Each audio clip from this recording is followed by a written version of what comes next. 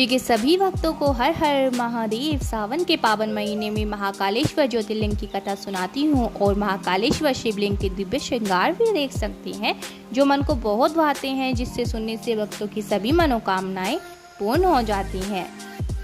शिव जी के 12 ज्योतिर्लिंग में से महाकालेश्वर ज्योतिर्लिंग की कथा जिस प्रकार शिव पुराण में है, वह कथा हम आपको सुनाते हैं। आइए कथा का आरंभ करते हैं। हर हर महादेव। उज्जैनी में चंद्रसेन नाम का राजा शासन करता था, जो शिव जी का भक्त था।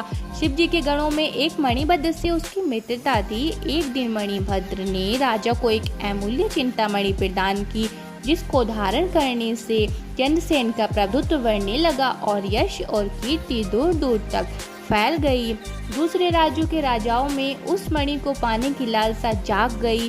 कुछ राजाओं ने चंद्रसेन पर हमला कर दिया। राजा चंद्रसेन वहां से भागकर महाकाल की शरण में आ गए और महाकाल की तपस्या में लीन हो गए। कुछ समय बाद वहां एक विधवा गोपी अपने 5 साल के बेटे के साथ वहां पहुंची।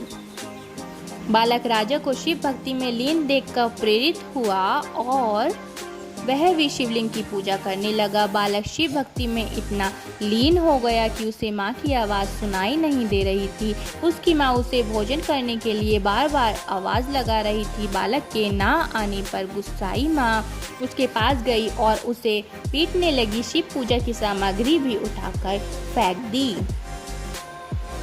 बालक माँ के इस व्यवहार से बहुत दुखी हुआ। तभी वहाँ चमत्कार हुआ। शिव जी की कृपा से वहाँ एक सुंदर मंदिर निर्मित हो गया, जिसमें दिव्य शिवलिंग भी था और उस बालक द्वारा अर्पित की गई पूजा सामग्री भी थी। इस तरह से वहाँ पर महाकालेश्वर ज्योतिर्लिंग की उत्पत्ति हुई।